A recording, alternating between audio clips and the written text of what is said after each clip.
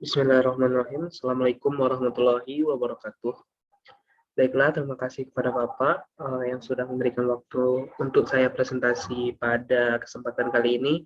Baiklah, pada mata kuliah instrumentasi kebencanaan fisika, sebagai bentuk UAS saya akan mencoba untuk menjelaskan bagaimana instrumen gempa bumi yang akan disampaikan oleh saya sendiri, yaitu Fauzan Syafriyuda dengan NIM 2003452, dan dosen pengampu mata kuliah adalah Bapak Fazlur Razi, SPD, MSI, PSD.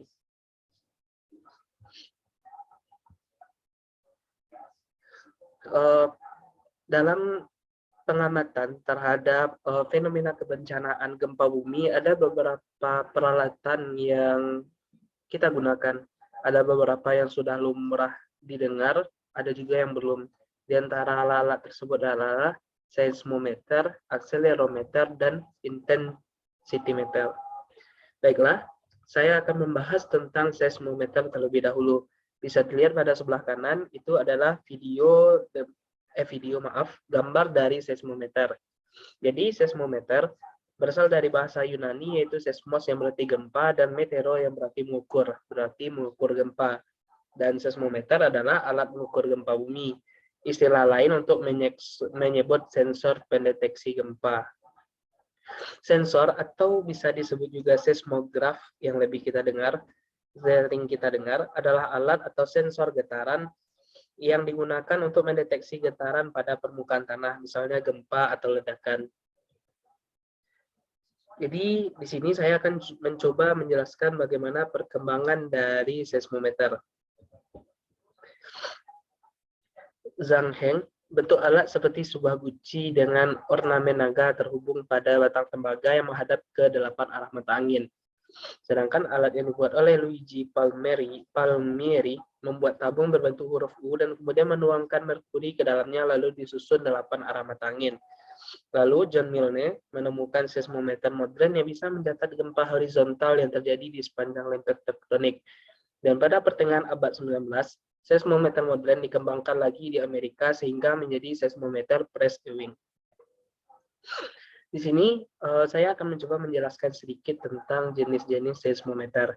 Yang pertama itu ada seismometer horizontal dan vertikal yang mampu untuk mencatat gempa dengan arah mendatar dan vertikal.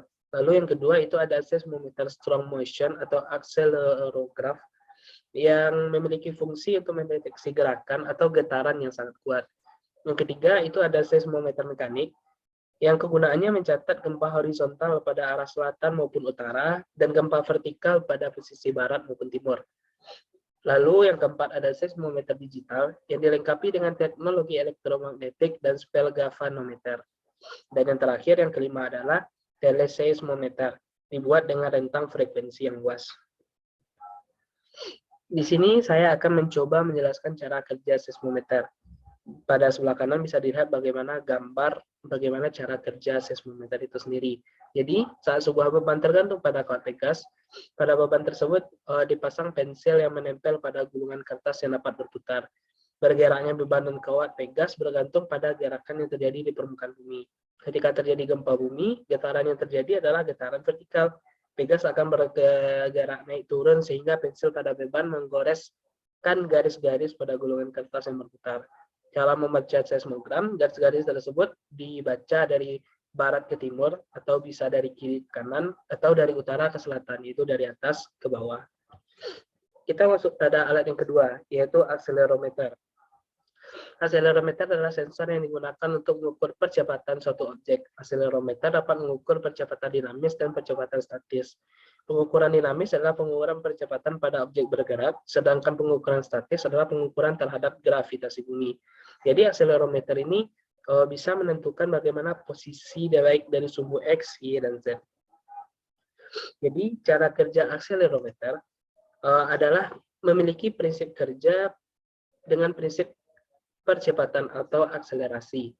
Sebuah per dengan beban akan dilepaskan. Beban bergerak dengan suatu percepatan sampai kondisi tertentu lalu berhenti.